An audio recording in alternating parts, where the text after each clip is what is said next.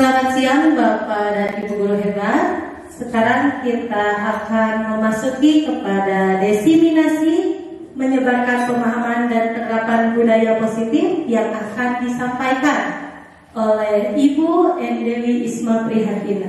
Sebelumnya, kita akan mendengarkan terlebih dahulu sambutan dari Bapak Kepala Sekolah SMP Negeri 1 Taraju. Kepada Bapak Haji Dadan Arianto SPD MPD, disilakan. Terima kasih Ibu Tiara. Assalamualaikum warahmatullahi wabarakatuh. Waalaikumsalam warahmatullahi wabarakatuh. Bismillahirrahmanirrahim. Yang pertama, atas nama lembaga, atas nama sekolah, kami mengapresiasi sebuah kegiatan aksi nyata yang dilakukan oleh salah satu guru hebat kita, yaitu Ibu Dewi Prihatina. Yang kedua, kami mendukung penuh apa yang menjadi kegiatan yang dilaksanakan sebagai rangkaian dari program guru penggerak di angkatan yang ke-11. Selanjutnya dalam kesempatan ini ada beberapa hal yang ingin kami sampaikan, bahwa kalau kita analogikan sebuah aksi nyata ini sebagai sebuah virus, tentu saja ini adalah virus yang positif yang perlu ditularkan kepada Bapak Ibu guru yang lain. Aksi nyata ini bentuk dari kontekstualisasi pemahaman yang didapat oleh Ibu Dewi dalam kegiatan calon guru penggerak, dan ini dibuat menjadi sebuah kegiatan yang bermakna dan mudah-mudahan berdampak terhadap baik Ibu Dewinya sendiri dan juga kepada kita semua warga SMP Negeri 1 Taraju. Selanjutnya, saya berharap kegiatan aksi nyata ini bisa dijadikan media untuk kita bisa saling berbagi pemahaman dan berbagi. Tidak berhenti hanya pada kegiatan guru penggerak saja, tapi betul-betul diimplementasikan oleh kita semua di ruang kelasnya masing-masing. Selamat berkegiatan Ibu Dewi dan juga Bapak Ibu. Silakan kita manfaatkan untuk bertanya, berdiskusi dan berefleksi, khususnya untuk materi budaya positif itu. Ini penting dan tentu saja akan bisa meningkatkan pemahaman kompetisi kita dalam meningkatkan atau mengakselerasi hasil pembelajaran putra-putri kita. Itu saja barangkali. Terima kasih perhatiannya. Wassalamualaikum warahmatullahi wabarakatuh. Terima kasih kepada Bapak Kepala SMP Negeri 1 Taraju yang sudah memberikan sambutan dan dukungan yang penuh terhadap kegiatan desiminasi ini. Nah, untuk sekarang Bapak Ibu guru hebat, kita akan masuk kepada sesi utama, yaitu desiminasi menyebarkan pemahaman dan penerapan budaya positif yang akan disampaikan oleh Ibu Dewi Isma Prihatina yang merupakan calon guru penggerak angkatan 11. Kepada Ibu Dewi Isma Prihatina, disilakan.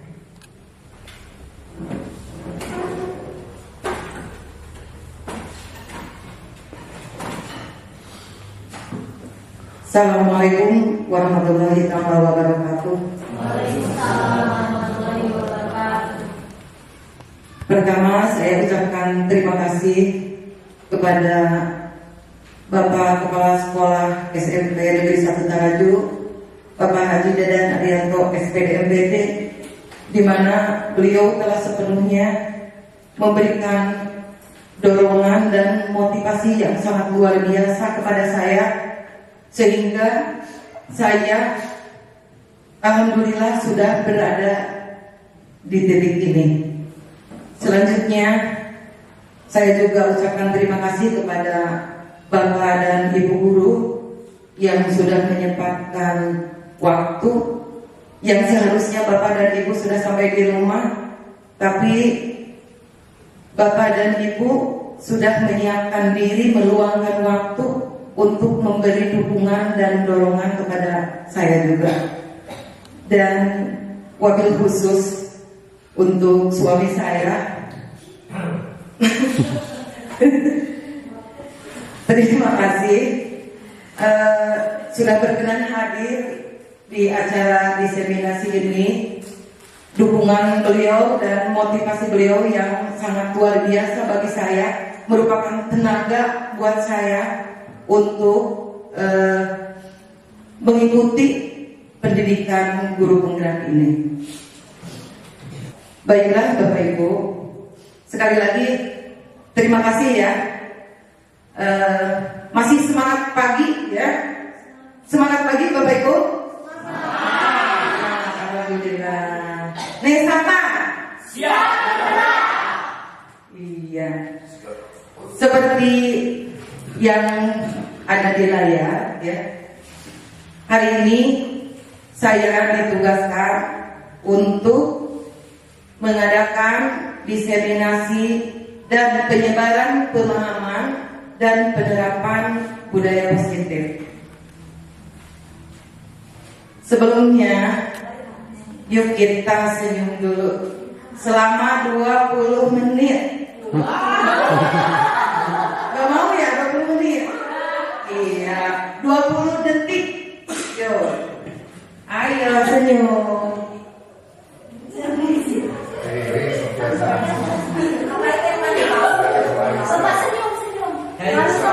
Benar. Kenapa saya suruh Bapak Ibu senyum dulu ya?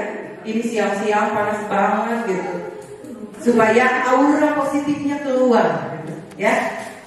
Nah, karena kan yang kita bahas sekarang ini adalah untuk membahas budaya positif. Ini ada beberapa pertanyaan Bapak Ibu.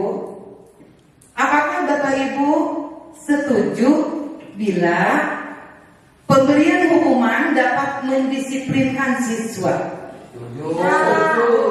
Setuju tidak? Ya, yang tidak, yang setuju boleh ya. Pemberian hadiah, apakah bisa meningkatkan prestasi siswa? Ada yang bisa, katanya ada yang tidak.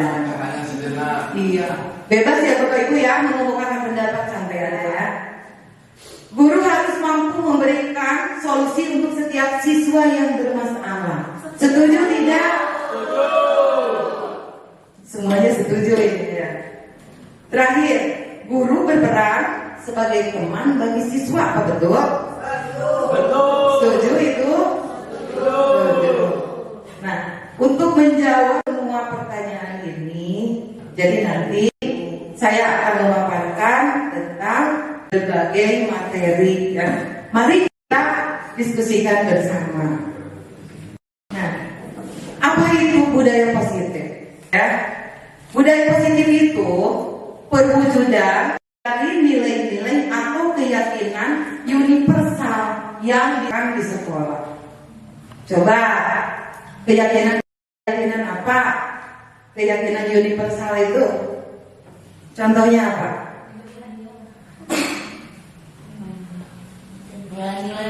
Nilai-nilai positif apa?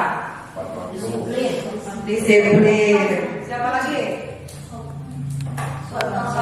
Gotong royong, mandiri, kreatif, inovatif. Iya. Bagus sama. Nah, untuk mewujudkan budaya positif di sekolah ya, maka ini adalah konsep intinya. Yang pertama yaitu disiplin positif. Yang kedua, motivasi perilaku manusia. Yang ketiga, kebutuhan dasar manusia. Yang keempat, posisi kontrol manusia. Yang kelima, keyakinan kelas atau keyakinan sekolah. Selanjutnya, terakhir adalah segitiga restitusi. Nah ini ya, konsep-konsep dasar bangsa yang harus kita implementasikan ya untuk mewujudkan budaya positif di sekolah. Baik Bapak Ibu, sebelum saya melanjutkan, di sini ada satu mainan dulu ya, yaitu cobalah buka. Ibu Bapak kan di sini, cuma nanti sama Bu Dani ya, berpasang-pasangan. Yang satu orang ya mengepalkan tangan. Nah ini jadi seolah-olah menjadi seseorang yang berinisial A ya, mengepalkan tangan. Terus yang B, teman ibu bapak yang satu lagi menjadi penggoda. Penggoda ya, tahu penggoda? Pembujuk. Membujuk mau dengan ya, mau dengan menghardik atau boleh dengan mengintimidasi atau boleh dengan memarahi, menggoda, berbagai macam caranya ya. Yang menjadi posisi B. Yang menjadi posisi A tetap tangannya mengepal ya, tapi itu tergantung Bapak Ibu nanti. Apakah Bapak Ibu mau kena bujuk kayu itu yang teman ibu yang si B, atau mau tetap mengepalkan tangan? Paham ya Bapak Ibu? Ya, silakan. Ya, bukan. anggap di dalam bayangkan di dalam tangan Bapak Ibu itu ada sesuatu yang sangat berharga. Pak Anwar, anggap Bapak Ibu punya sebongkar berlian di sini, ya.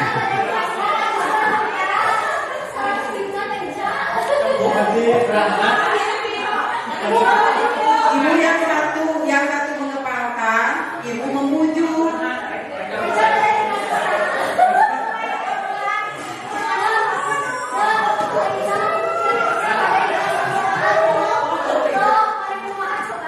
Sudah Bapak Ibu? Sudah ya. Coba siapa yang tadi berperan sebagai si A yang mengepalkan tangan? Siapa? Membuka tangan tidak boleh. Kenapa? Mempertahankan prinsip. Iya, mempertahankan prinsip. Terus siapa lagi tadi? Ibu-ibu. Tadi Pak Anwar mengepalkan tangan. Oh, bagiannya menggoda. Terus siapa yang juga? Bu Imon. Bu Imon membuka tangan tidak? Tidak. Kenapa Bu? Tidak mau. Tidak mau itu kan ada alasannya. Tidak mau dirayu dan Tidak mau dirayu. Siapa lagi tadi? Bu Kopi ya? Tidak. Karena mempertahankan barang yang berharga yang saya genggam.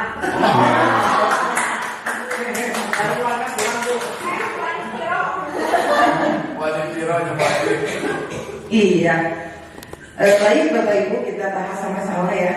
Jadi kesimpulannya semua yang mengepalkan tangan tadi tidak mau membuka kepalan tangannya itu. Nggak bakal dikasih. Itu karena apa itu? Mau mempertahankan ya, mau mempertahankan yang dimiliki, itu yang dianggap berharga bagi dirinya. Berarti siapa yang mengontrol tangan ibu tadi? Siapa? Diri sendiri, ya. Kita dikontrol oleh diri kita sendiri. Kalau tadi ibu membuka kepala kanan, artinya ibu itu bisa dikontrol dengan orang lain. Ya. Nah itu mungkin ini dari permainan itu, ya. Nah di sini tentang kontrol tadi, ya, tentang teori kontrol, maka ada pergeseran paradigma teori kontrol. Yang pertama, ilusi guru mengontrol murid. Ilusi guru mengontrol murid. Bagaimana maksudnya? Ilusi guru mengontrol murid. Apakah murid itu dikontrol oleh kita, Bapak Ibu? Dikontrol, diawasi. Dikontrol oleh kita? Bukan diawasi, dikontrol. Dikontrol oleh kita atau memang mereka mengontrol diri mereka sendiri? Coba saya mau bertanya. Ketika Bapak Ibu memberikan PR kepada peserta didik kita, nah terus si anak itu tidak mau mengerjakan. Ketika mau mengerjakannya, kontrolan orang lain atau memang mereka mengontrol dirinya? Mereka mengontrol dirinya. Jadi selama ini yang kita anggap bahwa murid itu dikontrol oleh kita, ya, itu kurang tepat. Jadi yang betulnya sebenarnya mereka juga mengontrol dirinya sendiri. Terus ilusi bahwa semua penguatan positif, efektif dan bermanfaat. Ilusi bahwa semua penguatan positif, efektif dan bermanfaat. Apakah ketika kita memberikan reward atau ketika kita memberikan hadiah, ibu itu efektif? Tidak selalu. Berarti kalau memberikan reward seperti itu diperbolehkan, tetapi jangan terusan, nanti anak kita akan merasa ketagihan. Dia menjalankan itu karena dia mau reward. Ya, lanjut ya. Ilusi bahwa kritik dan membuat orang merasa bersalah dapat menguatkan karakter. Betul tidak Bapak Ibu? Ilusi bahwa kritik dan membuat orang merasa bersalah dapat menguatkan karakter. Bisa jadi atau juga bisa malah mematahkan, ya. Nah, lanjut. Ilusi bahwa orang dewasa memiliki hak untuk memaksa. Tidak. Salah ya? Tidak tepat ya. Jadi kita sebagai orang dewasa tidak seharusnya kita selalu memaksakan kehendak kita kepada peserta didik kita, ya. Lanjut. Nah, bagaimana seseorang bisa berubah dari paradigma stimulus respon kepada pendekatan teori kontrol? Nah, ini kan stimulus respon. Di mana dalam stimulus respon itu ada rangsangan. Rangsangan itu yang berasal dari luar.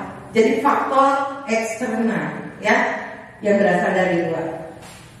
Yang pertama, realitas atau kebutuhan dianggap itu merupakan kebutuhan kita bersama. Nah, pergeseran kepada teori kontrolnya bahwa kebutuhan kita semua itu tidak sama atau berbeda. Paham ya? Ya. Yang kedua, semua orang melihat hal yang sama. Itu untuk stimulus responnya.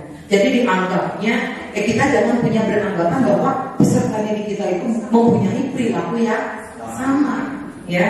Nah, untuk teori kontrolnya, setiap orang memiliki gambaran yang berbeda. Jadi Bapak Ibu, peserta didik kita itu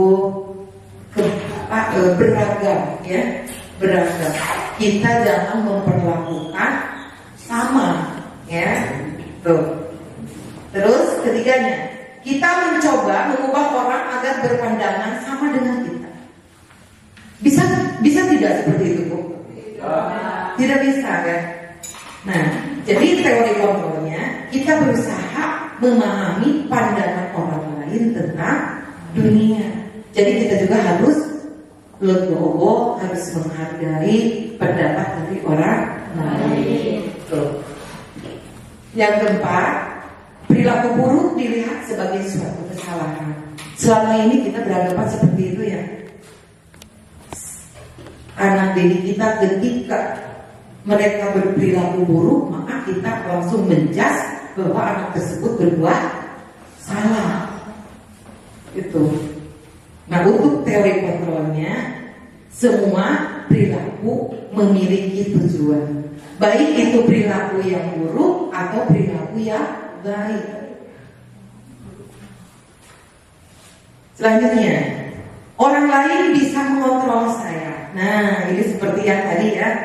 Orang lain bisa mengontrol saya itu menurut stimulus responnya.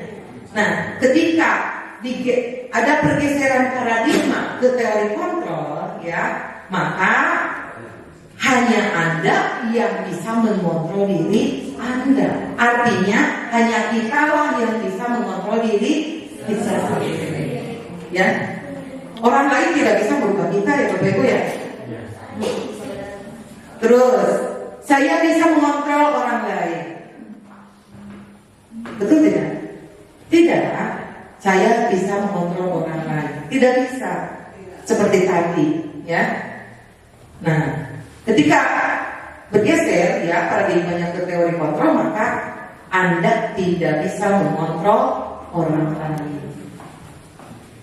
Terus, pemaksaan ada pada saat bujukan gagal. Pemaksaan berarti kalau ini kan ke peserta didik, ya, kita memaksakan kehendak peserta didik, padahal peserta didik itu tidak mau. Contohnya, kita mengadakan eskul PMR, ya, Bu Risma, ya, eskul PMR, padahal anak tersebut tidak mau.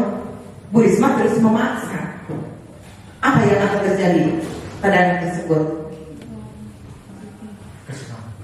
Pasti kesal, pasti merasa terintimidasi. Bahkan nanti akan membenci yang namanya dengan eskul PMR. Itu. Nah, ini, ya, tentang pemaksaan pada saat bujukan gagal. Nah, untuk teori kontrolnya, kolaborasi dan konsensus menciptakan pilihan-pilihan baru. Maka untuk solusinya kita harus kolaborasi dan memberikan pilihan kepada anak sesuai dengan minatnya. Terakhir, model berpikir menang kalah. Itu kata stimulus respon. Nah, untuk teori kontrolnya, model berpikir menang-menang. Jadi dalam budaya positif tidak ada yang kalah dan tidak ada yang menang. Paham, ya Bapak Ibu sampai di sini? Kita lanjut ke disiplin positif. Siapa yang mau mengungkapkan apa itu disiplin positif? Bu Risma, Pak. Yang saya pikirkan ketika mendengar kata disiplin positif, yaitu disiplin yang memang beda dari biasanya. Mungkin secara awam saya belum mengetahui gambaran aslinya seperti apa, tapi di sini disiplin positif itu mencakup beberapa perilaku yang memang biasanya A bisa dirubah menjadi B, tapi dengan cara yang bukan memaksa. Terus yang tadi seperti ada hadiah, tapi ada cara-cara yang memang bisa dirubah dari perilaku sebelumnya ke perilaku sekarang. Mungkin itu, Bu. Ya. Tepuk tangan. Terima kasih ya Bu. Nah, ketika kita mendengarkan disiplin positif, maka mungkin di benak Bapak Ibu sudah menjurus ke hukuman, ke aturan, peraturan, benar nggak? Iya. Nah, sering mengaitkan disiplin dengan ketaatan pada aturan.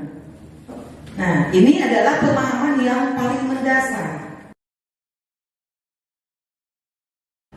Disiplin juga sering diartikan sebagai mengikuti peraturan yang ada, baik itu di rumah, di sekolah, di masyarakat, ya, atau di tempat kerja, gitu. Nah, disiplin positif juga merupakan salah satu cara penerapan disiplin yang bertujuan untuk menumbuhkan kesadaran serta memberdayakan anak untuk melakukan sesuatu tanpa sogokan, tanpa ancaman maupun hukuman. Nah, inilah yang sebenarnya disebut sebagai disiplin positif. Maka kita sebagai pendidik, ya, mempunyai tujuan, yaitu menciptakan anak-anak yang memiliki disiplin diri, sehingga mereka bisa berperilaku dengan mengacu pada nilai-nilai kebajikan universal dan memiliki motivasi intrinsik, bukan ekstrinsik. Ya, jadi kita berkewajiban menumbuhkan disiplin positif itu supaya disiplin tersebut itu berasal dari dirinya, bukan karena ada faktor eksternal, bukan karena diperintah oleh guru, bukan karena takut dihukum oleh guru. Ya, mudah-mudahan setelah kita berdiskusi hari ini, kita bisa mengaplikasikan nanti, ya, ke anak-anak kita di sekolah kita demi mewujudkan visi dan misi sekolah kita. Ya, lanjut ya Bapak Ibu. Lanjut. Nah, nilai kebajikan itu adalah nilai yang disepakati bersama, terlepas dari suku bangsa, agama, bahasa maupun latar belakangnya. Ya. Nah, nilai-nilai kebajikan universal ini salah satu contohnya yang sudah kita kenal selama ini, ya, karena banyak ada beberapa yang disebut dengan nilai-nilai kebajikan. Saya menampilkan profil pelajar Pancasila ini karena selama ini yang kita pahami nilai-nilai kebajikan ini ada semuanya terwakili di profil pelajar Pancasila. Yang pertama, bagi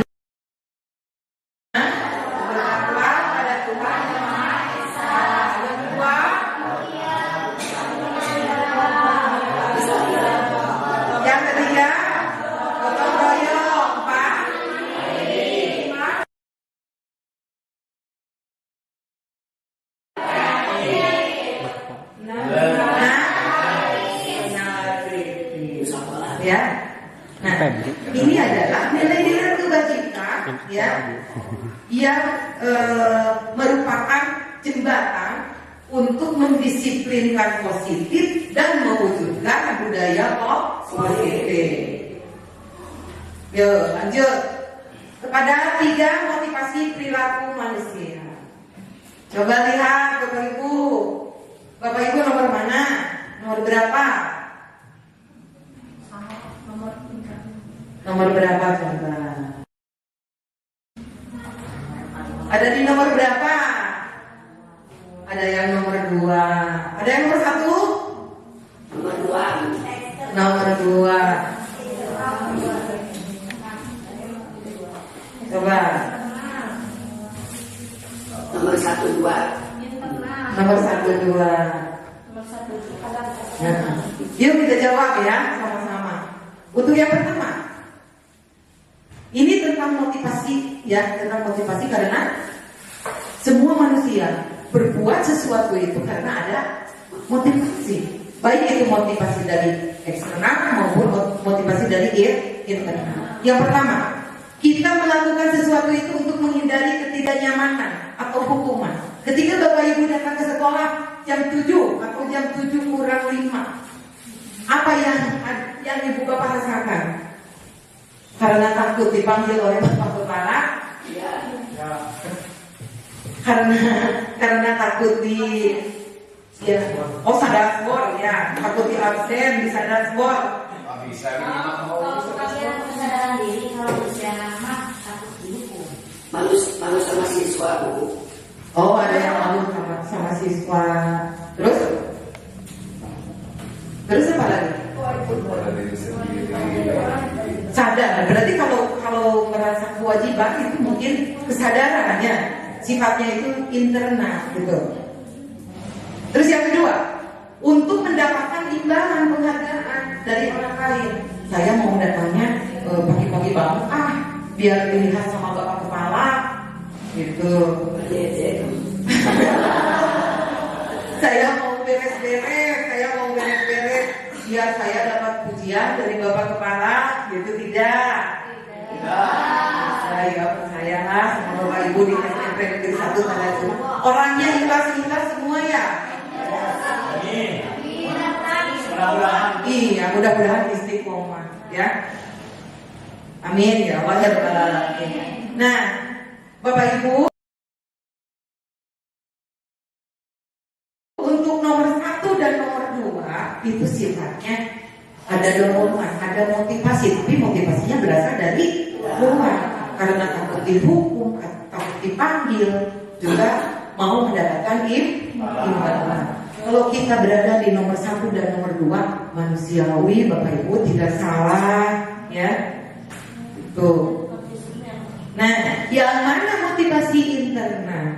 Nah, ini yang nomor 3. Untuk menjadi orang yang mereka inginkan dan menghargai diri sendiri dengan nilai-nilai yang mereka percaya.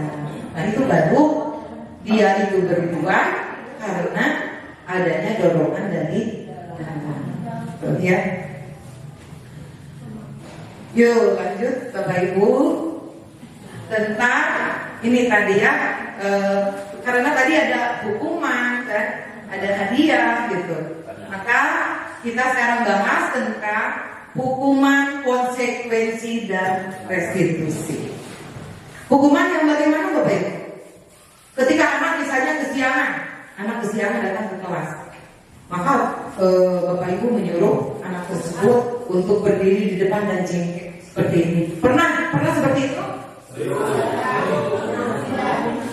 Belum pernah. Belajar guru SMP Taraju. Ya, itu hukuman atau konsekuensi? Hukuman. Contoh, ketika ada anak yang menumpahkan air, ya, terus membersihkan tumpahan air tersebut mengelap. Konsekuensi atau hukuman? Konsekuensi. Ini senang pinter-pinter dulu kan. Yuk lanjut ya. Nah, di sini ya ada identitas gagal, hukuman, terus konsekuensinya, restitusinya seperti apa. Ini banyak sekali ya Bapak Ibu. Nanti suatu saat ya di Kombel kita bahas sama-sama satu persatu ya. Nah dari sini lanjut Bu. Nah dari sini berdasarkan bagian di atas, ini adalah penjelasan tentang hukuman, konsekuensi dan restitusi. Yang pertama, hukuman itu tidak terencana, jadi spontan gitu, ya, spontan, bersifat satu arah. Jadi di sini tidak ada dulu perbincangan atau apa disebutnya kesepakatan, ya, tidak ada dulu kesepakatan. Jadi langsung kamu kesiangan hari ini, coba berdiri di depan, itu kan. Jadi spontan gitu. Terus bisa berupa hukuman itu fisik atau psikis, ya, atau juga kata-kata kasar. Itu yang disebut dengan kategori hukuman. Bisa juga Bu, pada psikis, mengganggu psikis karena anak itu malu ya.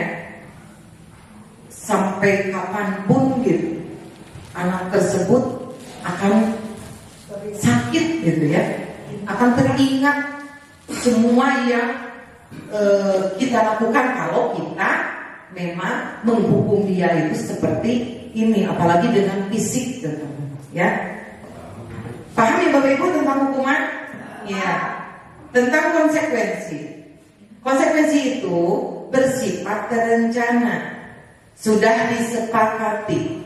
Bentuk-bentuk konsekuensi itu bisa dibuat oleh guru dan sekolah. Semacam aturan gitu ya.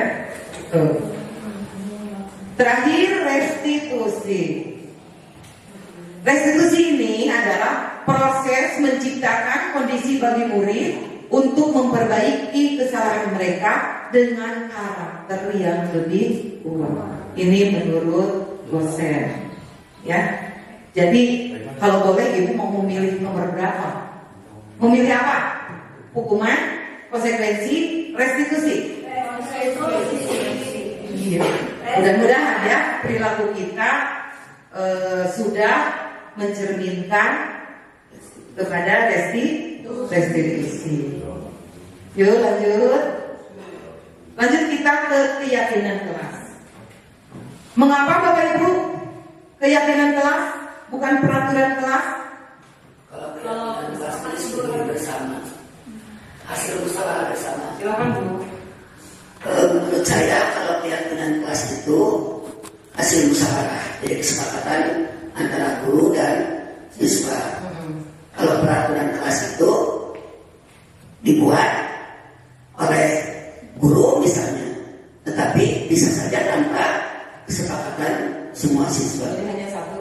Ya sementara kalau yang keyakinan kesepakatan keyakinan kelasnya dua arah mungkin itu. Ya, terima kasih. Kasih wow. Kasih wow buat Bu Imun. Kasih W. Kasih O gitu ya. Jadi kasih lagi W. Jadi wow gitu. Siap? Ya. Kasih wow buat Bu Imun. Kasih W. Kasih O. Kasih W. Wow. Mantap. Ya. Lanjut lagi ya, supaya tidak ngantuk ya. Nah, ini keyakinan kelas ya. Keyakinan kelas ini dibuat berdasarkan kesepakatan antara guru dan siswa. Benar sekali tadi kata Bu Imun ya. Ini berarti bersifat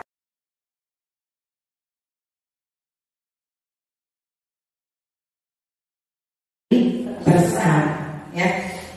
Nah, keyakinan kelas atau keyakinan sekolah berupa pernyataan universal yang mudah diingat dan dipahami dan harus diterapkan di lingkungan sekolah. Ya, berbeda dengan peraturan.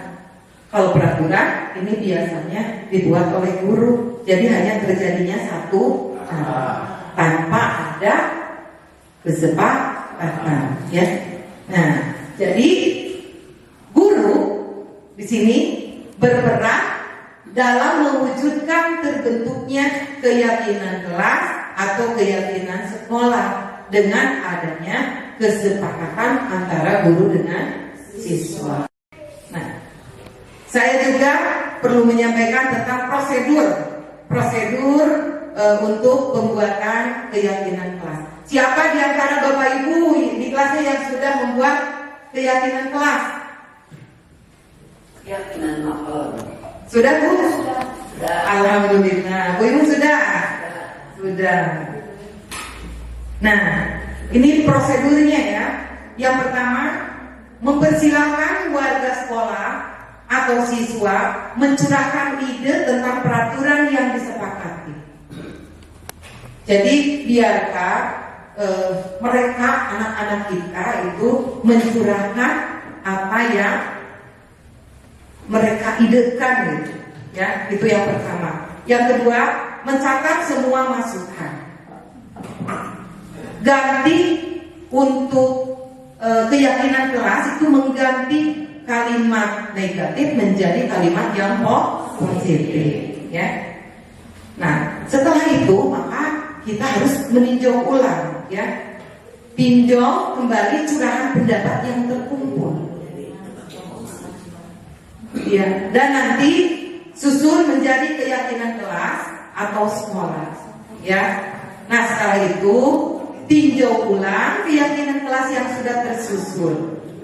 Apabila sudah selesai, maka keyakinan tersebut nanti ditempel di dinding kelas. Supaya apa, Bapak Ibu? Iya, jadi ditempelnya jangan di pojokan, ya.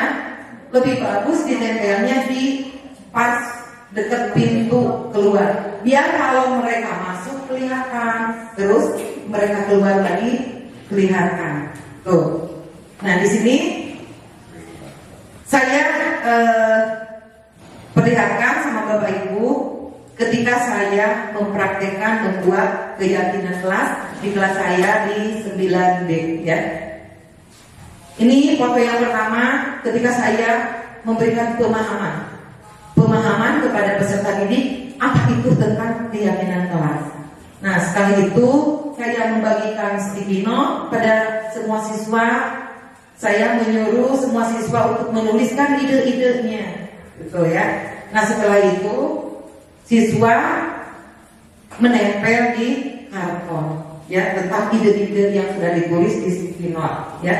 Setelah itu maka dikelompok-kelompokkan berdasarkan kategori-kategori tentang nilai-nilai positifnya, ya. Ada juga Bapak Ibu yang masih menulis dalam kalimat yang negatif, ya. Lanjut. Nah, setelah itu maka saya sepakati dengan siswa semua, saya membuat kesimpulan dengan mereka dan menempelnya di karton. Lanjut, mereka menempel di tembok, di dinding tembok kelas, ya, di dekat pintu, gitu. Nah, ini contohnya. Keyakinan kelas 9B SMP 1 Taraju, wali kelasnya saya, ya.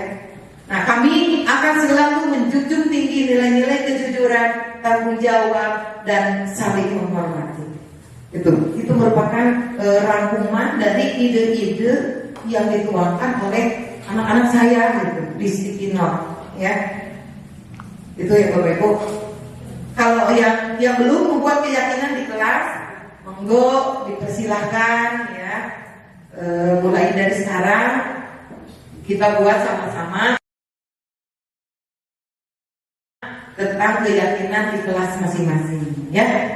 Ini demi mewujudkan budaya positif, ya, demi mewujudkan impian sekolah kita. Ngantuk Bapak Ibu? Ngantuk. Lanjut, ya. Tadi kita sudah mengenal apa itu tentang kontrol sewaktu kita mempraktekkan, ya, tadi mempraktekkan masalah kasus, ya. Nah, di sini ada 5 posisi kontrol restitusi. Biar tidak ditulis juga, saya lupa tadi membawa sticky note. Silakan Ibu lihat, ya. Ibu renungkan, Ibu refleksi, Bapak refleksikan, ya. Apakah Bapak itu berada di posisi yang mana? Apakah penghukum, pembuat merasa bersalah, teman, pemantau, ataukah di posisi manajer?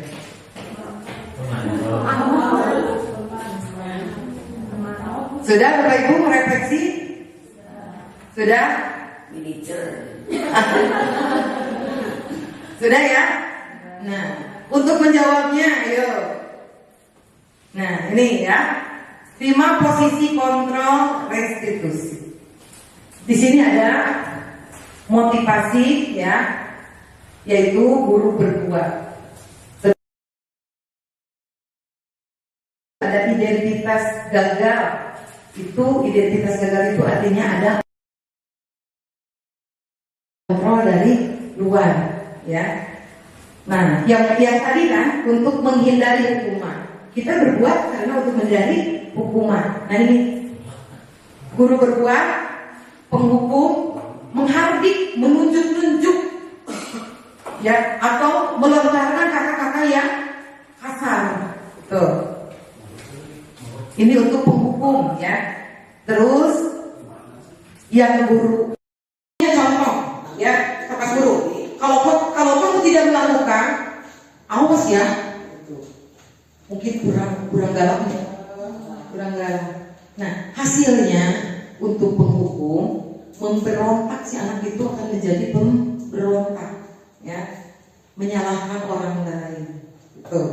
Nah, untuk mengaitkan dengan dunia berkualitas, ya, jadi murid meletakkan guru itu di luar dunia berkualitas. Dampaknya ini tentang penghukum, dampaknya si anak tersebut akan terus mengulang lagi tentang kesalahan. Yang kedua, pembuat rasa bersalah. Guru berbuat, ya, berceramah dan mengatakan seharusnya begini, gitu ya, atau ibu kecewa sama kamu, gitu. Dan terus seperti ini, ya. Nah, nanti ibu bapak bisa melihat bagaimana contoh-contoh posisi kontrol supaya lebih bisa dipahami. Nanti bapak ibu bisa menyimak dari video, ya.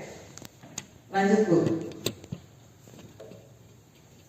Nah, ini saya sebelum ke video, ya.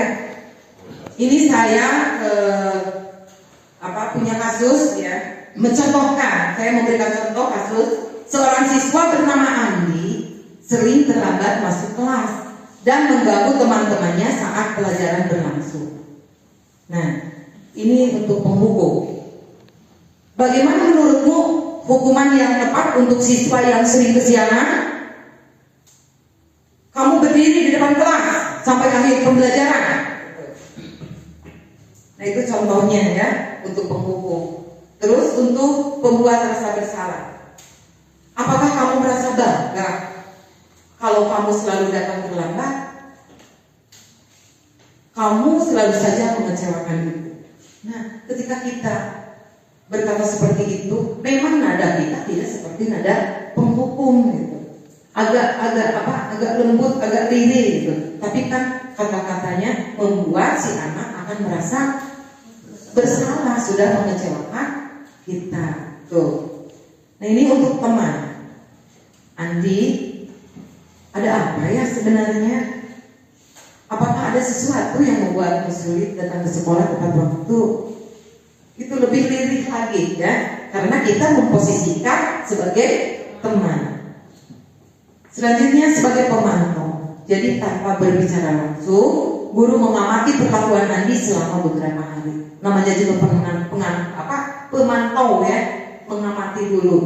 Nah, setelah itu, maka suatu saat si guru itu menghampiri Andi sambil berkata, Andi, ibu perhatikan kamu sering terlambat datang ke kelas. Coba mungkin ada yang mau kamu bicarakan sama ibu, ya.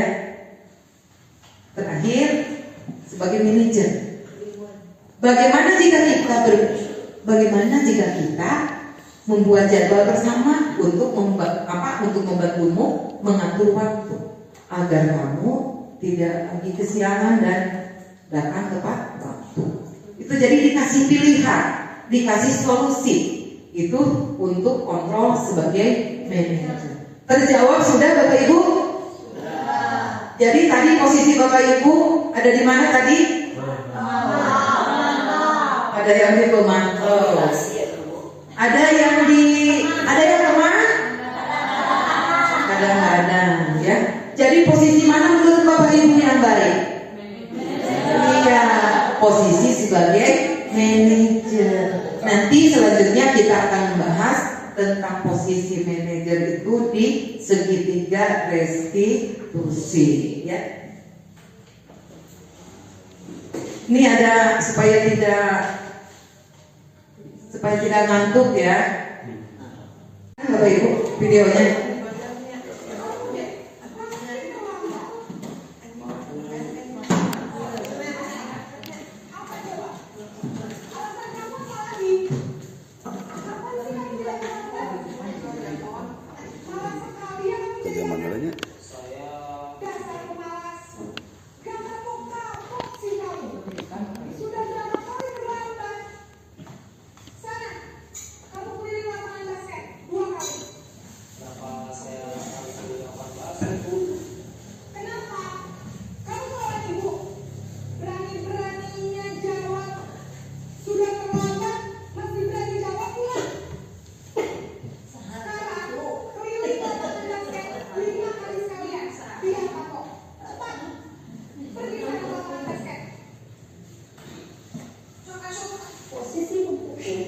Nah, itu adalah sebagai posisi penghukum ya Bapak Ibu.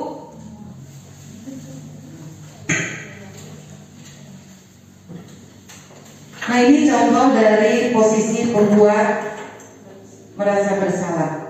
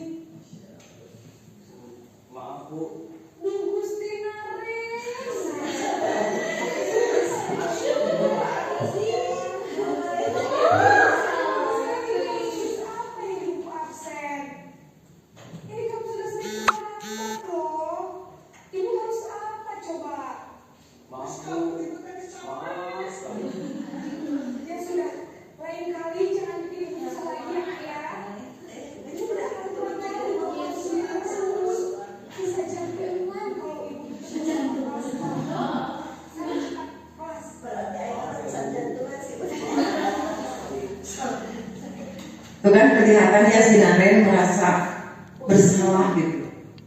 Kita lanjut ke contoh teman ya, posisi teman.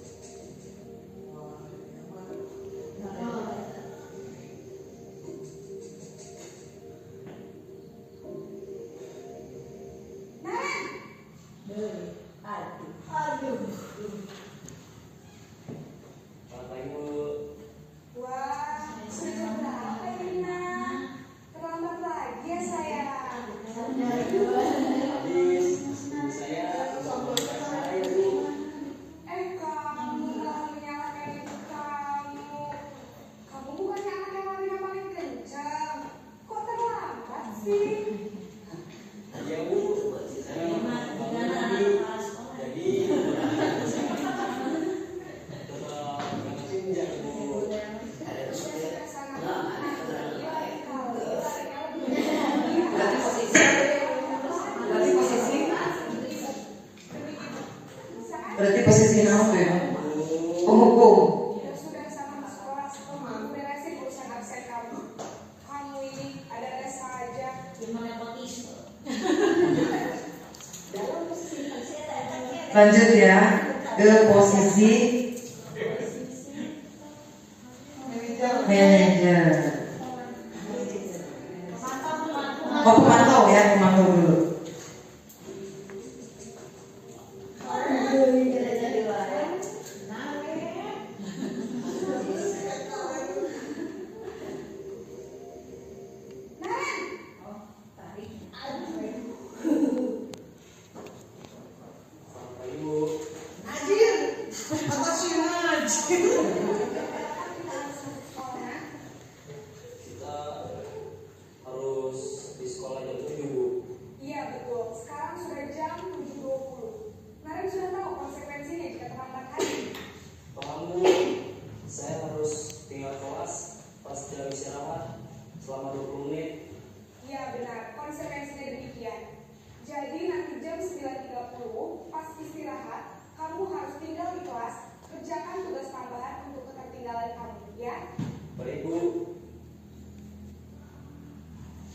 Sekarang posisi terakhir ya, sebagai manajer.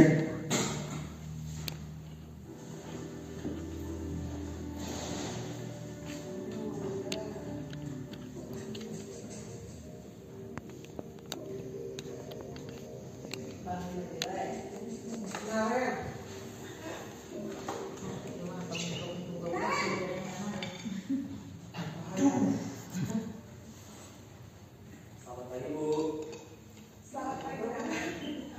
Maaf Bu, saya terlambat. Ya, sekolah masuknya jam 7, sekarang sudah jam 7.20. Jadi sekarang bagaimana ini, Naren? Maaf Bu, saya lupa alarm saya semalam. Baiklah, menurut kamu, keyakinan sekolah yang mana yang perlu kamu tingkatkan? Nah, jadi dalam posisi manajer itu ditanya tentang keyakinan ya. Orang lain mungkin Bu. Setuju. Jadi, apakah Naren meyakini prinsip saling menghormati tersebut? Iya Bu, saya meyakininya. Apakah Naren bersedia memperbaiki masalah keterlambatan ini? Bersedia Bu. Bagaimana kamu akan memperbaiki masalah keterlambatan ini? Saya akan coba untuk tidak lupa menyetel alarm saya Bu. Baik, kalau Naren kau menyetel alarm di rumah, ada orang yang kira-kira bisa bantu mengingatkan tidak? Ada Bu, kakak saya, Kak Emma. Ada lagi selain Kak Emma? Selain Kak Emma, ada ibu saya. Baik, jadi yang mengingatkan Naren adalah Kak Emma dan ibu. Ibu saya. Baik, jadi yang mengingatkan Naren adalah Kak Emma dan ibu kamu ya. Kira-kira akan mulai start alarm kapan Naren? Setelah pulang sekolah, akan segera saya lakukan. Baik, jadi Naren akan setel alarm untuk bangun besok pagi dan akan diingatkan oleh kakak dan ibunda Naren ya. Ada lagi yang mungkin perlu dilakukan Naren agar tidak terlambat bangun lagi. Tidak ada Bu. Baik Naren, terima kasih untuk kerjasama kamu. Sekarang kamu perlu kembali ke kelas untuk belajar. Nah, Terima kasih. itu contoh ya Bapak Ibu, 5 posisi. Jadi idealnya, sebaiknya kita itu ada di posisi sebagai manajer. Di sana sudah kelihatan. Jadi yang kita tawarkan kepada peserta didik kita itu adalah solusi, ya. Jadi akhirnya si peserta didik kita akan mendapatkan solusi. Lanjut ya. Sedikit lagi Bapak Ibu tentang kebutuhan dasar manusia ya. Nah, jadi ketika seorang murid melakukan suatu perbuatan yang bertentangan dengan nilai-nilai kebajikan atau melanggar peraturan, hal itu sebenarnya dikarenakan mereka gagal memenuhi kebutuhan dasarnya. Contoh, ketika kita melihat ada peserta didik yang tidur, ya, ada yang tidur. Coba, kebutuhan dasar apa yang dia butuhkan? Kurang tidur, apa lagi? Tidurnya malam karena main gitu, ya. Nah, kebutuhan dasar manusia itu adalah segala sesuatu yang kita lakukan untuk mendapatkan apa yang kita inginkan. Seluruh tindakan yang kita lakukan memiliki tujuan tertentu. Dan semua usaha terbaik yang kita lakukan adalah dalam rangka agar kebutuhan dasar tersebut terpenuhi dengan baik. Apa saja Bapak Ibu kebutuhan dasar itu? Nih, yang pertama bertahan hidup. Contohnya makanan, pakaian, ya, sandang, pangan. Kalau kebutuhan biologis masuk ke sini tidak, Pak? Pak Yadi, Pak Diki. Kebutuhan biologis masuk ke sini tidak? Masuk, ya, masuk ke sini. Terus yang kedua kasih sayang dan rasa diterima. Rasa diterima, dipedulikan, berbagi, kerjasama, menjadi bagian dalam kelompok. Ya. Terus penguasaan, ini tentang harga diri, keinginan untuk dianggap, memimpin, berprestasi, diakui, didengar. So kadang kita menemukan anak yang cerewet gitu ya, minta perhatian. Itu mungkin mereka itu kebutuhan dasarnya adalah penguasaan Atau bisa juga kasih sayang, membutuhkan kasih sayang, ya. Terus kebebasan. Ini mandiri, memiliki pilihan, bebas memilih pilihan, mencoba hal baru, mampu mengendalikan arah dirinya, ya.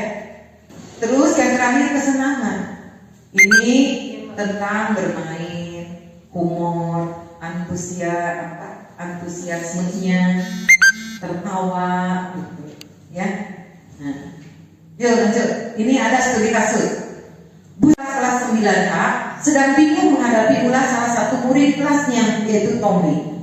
Beberapa anak telah mengeluhkan Tommy yang seringkali meminta bekal makanan siang kepada mereka dengan paksa.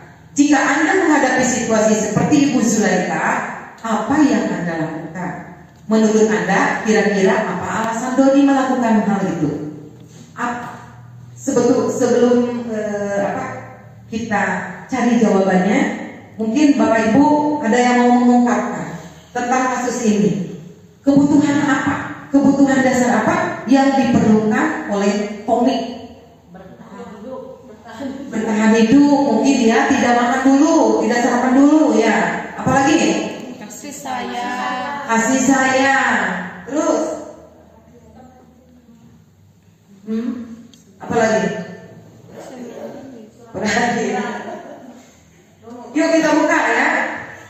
Nah, ini alasan Tommy nomor 1, karena dia lapar. Benar tadi ya. Karena dia lapar, orang tuanya tidak membawakan bekal makan siang. Jadi kebutuhan dasar yang berusaha Tommy penuhi itu adalah kebutuhan untuk bertahan hidup. Ya, lanjut kedua, alasan kedua, karena dia merasa senang temannya jadi perhatian dia. Nah, ketika temannya melaporkan tindakannya itu pada gurunya, dan gurunya memberitahu kepada orang tuanya, sehingga orang tuanya jadi memperhatikan dia, maka kebutuhan dasar yang dipenuhi oleh Tommy itu adalah kasih sayang dan rasa diterima. Ya, yang ketiga, karena temannya jadi takut dengan dia dan menuruti keinginannya, bisa saja karena diancam ya supaya menuruti gitu. Jadi si Tommy itu sedang berusaha memenuhi kebutuhan dasarnya, yaitu kekuasaan. Lanjut, yang 4, karena dia merasa bosan dengan bekal makanannya yang itu saja, ya, dengan Kentucky gitu, tiap hari dengan Kentucky. Nah, mereka itu si Tommy itu kan merasa bosan. Jadi Tommy sedang berusaha memenuhi kebutuhannya akan kebebasan. Kebebasan di sini adalah kebebasan memilih makanan. Ya. Yang kelima, karena ia melakukan dengan iseng, ya, iseng saja, dan dia menikmati ekspresi wajah teman-temannya. Jadi seneng gitu kalau lihat temannya direbut makanannya, cemberut atau nangis. Ada kan anak kita yang seperti itu. Nah, jadi kebutuhan dasar Tommy yang sedang dipenuhi oleh Tommy itu adalah kebutuhan akan kesenangan. Ya, paham ya Bapak Ibu? Iya. Sekarang, ini tentang dunia berkualitas. Siapakah orang-orang yang paling penting dalam hidup Anda? Lagi siapa? Anak. Nomor 2, nilai-nilai kebajikan apa yang terpenting dalam hidup Anda? Kasih sayang.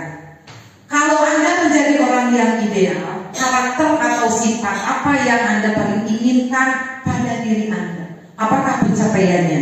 Wisma, kejujuran. Karena kita memegang teguh kejujuran, mau dalam hal apapun orang pasti menghargai. Iya. Lanjut ya. Apa pencapaian Anda yang Anda sangat banggakan? Pencapaian Anda dibanggakan. Bisa membimbing peserta didik sampai akhir, ya, sampai lulus. Ya.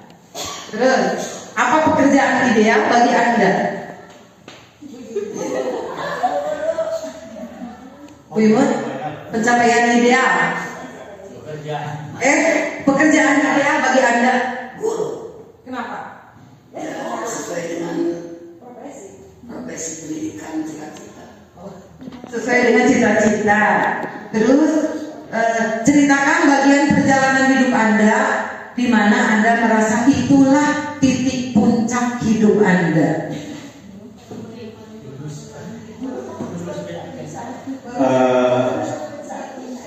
Perjalanan hidup yang saya alami setelah saya lulus P3K.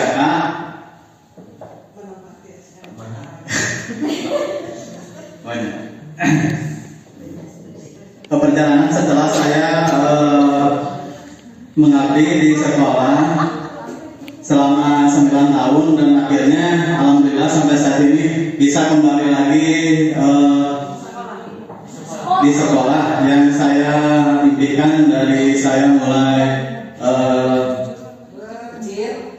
mulai dari kuliah sampai sekarang alhamdulillah kembali lagi ke jalan yang lurus. Terakhir, apa yang paling bermakna dalam hidup Anda? Apa yang paling bermakna dalam hidup Anda adalah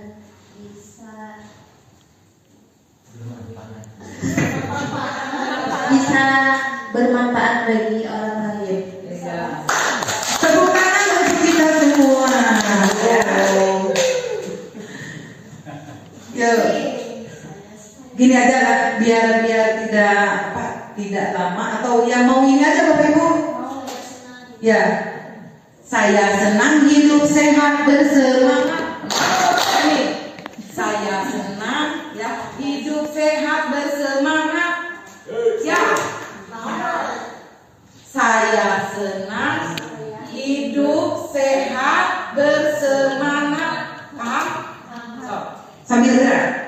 1, 2, 3. Saya senang hidup sehat bersemangat. Saya senang hidup sehat bersemangat. Saya senang hidup, saya senang sehat, saya senang hidup sehat bersemangat. Cukup? Ya, lanjut. Sekarang terakhir ini segitiga restitusi, ya. Nah, ini dalam segitiga restitusi ini yang yang bisa bukan kita lakukan, ya langkah-langkah dalam restitusi segitiga itu ada 3 ya. Yang pertama adalah menstabilkan validasi dulu kebutuhan. Menstabilkan ya. Yang pertama menstabilkan identitas dulu, ya. Setelah itu baru ke langkah yang kedua yaitu validasi kebutuhan. Nah, setelah itu maka untuk yang ketiga adalah menanyakan keyakinan. Di sini saya sudah memberikan contoh untuk tentang menstabilkan identitas. Jadi setiap orang pasti melakukan kesalahan. Nah, ini adalah contoh kata-kata yang bisa kita ungkapkan ke peserta didik kita, ya. Nah, perlu Bapak Ibu pahami ya bahwa tujuan dari restitusi itu adalah untuk mencari solusi, ya. Untuk mencari solusi. Jadi dalam restitusi kesalahan itu adalah bukan kenapa Bu? Iya. Kesalahan itu bukan perlakuan buruk, tetapi kesalahan menurut restitusi adalah sebuah pembelajaran, ya. Nah, terus ini contoh validasi kebutuhan, ya. Kamu tentu punya alasan mengapa kamu melakukan hal itu, ya. Jadi ketika anak didik kita melakukan sesuatu hal yang buruk, ya, atau melakukan suatu kesalahan, jadi pertama kali validasi dulu kebutuhannya. Kita tanyakan, ya, secara lemah lembut. kamu tentu punya alasan mengapa kamu melakukan hal itu, gitu ya. Setelah itu maka tanyakan nilai-nilai keyakinannya, nilai-nilai apa yang telah kita sepakati, gitu. Jadi apa tadi kan kita sudah mendiskusikan tentang 5 posisi kontrol ya. Nah ini ada di posisi kontrol sebagai manajer ya. Nah, nih untuk menstabilkan identitas ya, contohnya menstabilkan identitas itu bagian dasar dari segitiga restitusi yang bertujuan untuk mengubah identitas anak dari orang yang gagal karena melakukan kesalahan menjadi orang yang sukses. Tuh, contoh ini sebagai kata-katanya ya, berbuat salah itu tidak apa-apa nak. Tuh, terus yang kedua, ini validasi tindakan yang salah ya. Langkah yang kedua, kita memvalidasi ya, kita memvalidasi tindakan yang salah yang sudah dia lakukan. Jadi validasi tindakan yang salah itu dilakukan berdasarkan prinsip bahwa setiap perilaku berupaya memenuhi suatu kebutuhan tertentu. Seperti tadi kan, anak merebut makanannya berarti ada kebutuhan, ya, ada kebutuhan dasar yang belum anak tersebut bisa terpenuhi gitu. Nah, sehingga guru atau orang tua akan bergeser dari pemikiran stimulus respon, sehingga yang tadi Bapak Ibu ya, akan bergeser dari pemikiran stimulus respon menjadi proaktif, serta akan lebih mengenali dan mengakui kebutuhan murid. Itu kalau kita misalnya ada murid yang bersalah, sebenarnya kita langsung menghardik atau menjudge bahwa anak tersebut salah gitu. Bagaimana kita mau mengetahui tentang kebutuhan anak tersebut ya, kalau kita memang seperti itu ya. Jadi kita lalui langkah yang kedua, yaitu memvalidasi dulu tindakan yang salah. Ini sebagai contohnya Bapak Ibu, kamu pasti punya alasan mengapa kamu melakukan hal ini. Ya, apa hal ini penting bagi kamu, ya? Atau maukah kamu belajar cara lain untuk mendapatkan yang kamu butuhkan tanpa harus berbuat seperti itu? Paham ya Bapak Ibu? Ya. Sekarang menginjak ke langkah yang ketiga dari restitusi ya, yaitu menanyakan keyakinan. Jadi menanyakan keyakinan itu dilakukan dengan memberikan pernyataan bermakna kepada murid untuk memunculkan motivasi intrinsik ya, sehingga mampu mengaitkan keyakinan dengan tindakan yang salah. Ini sebagai contohnya pertanyaan yang dilontarkan ya, apa nilai yang kita percaya dari sekolah kita, atau nilai-nilai apa yang telah kita sepakati. Ingatkan kembali ya, dia ingatkan kembali dengan nilai-nilai yang sudah kita sepakati ya. Apa bayangan kita tentang kelas kita gitu kan. Nah, seperti itu Bapak Ibu. Berikut ini adalah contoh video segitiga restitusinya, hanya sebentar ya.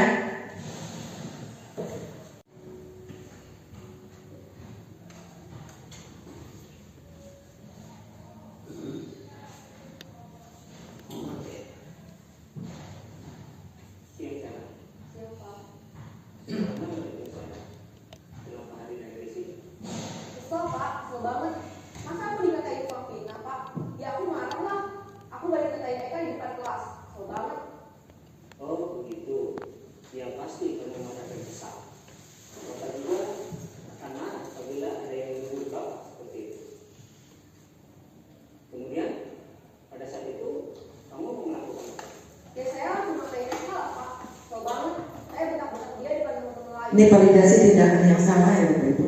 Pasti kamu melakukan seperti itu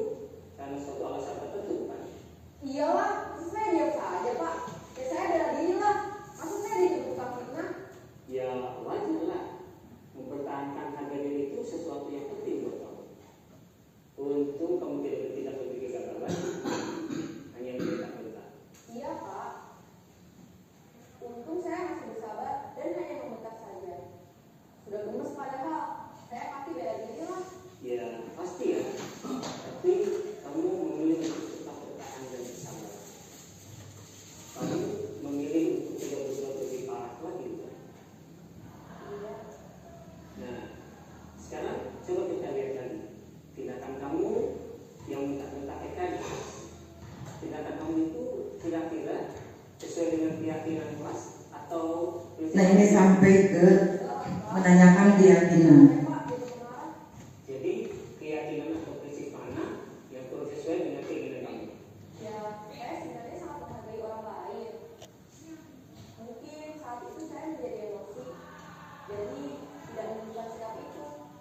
Kamu meyakini tidak menghargai orang lain itu penting buat kamu? Yakinlah Pak. Iya, setuju. Kita harus saling menghargai. Namun ada juga keyakinan yang kita sepakati yang perlu kita jalankan apabila kita sedang marah. Ya, saya bisa lebih proaktif, mulai dengan diri sendiri. Saya bisa jadi lebih sabar, mengambil waktu jeda untuk berpikir mau apa selanjutnya. Kira-kira kamu bersedia memperbaiki masalah ini tidak? Sedia Pak. Kalau kamu memperbaiki masalah ini, kamu akan menjadi orang seperti apa? Saya akan menjadi orang yang bertanggung jawab kali ya Pak. Dan senantiasa proaktif. Iya, menurut kamu bagaimana rasanya menjadi orang seperti itu? Ya nyaman lah, bangga bisa bersahabat dan menahan diri. Baiklah kalau begitu. Yuk kita pikirkan bagaimana memperbaiki masalah ini.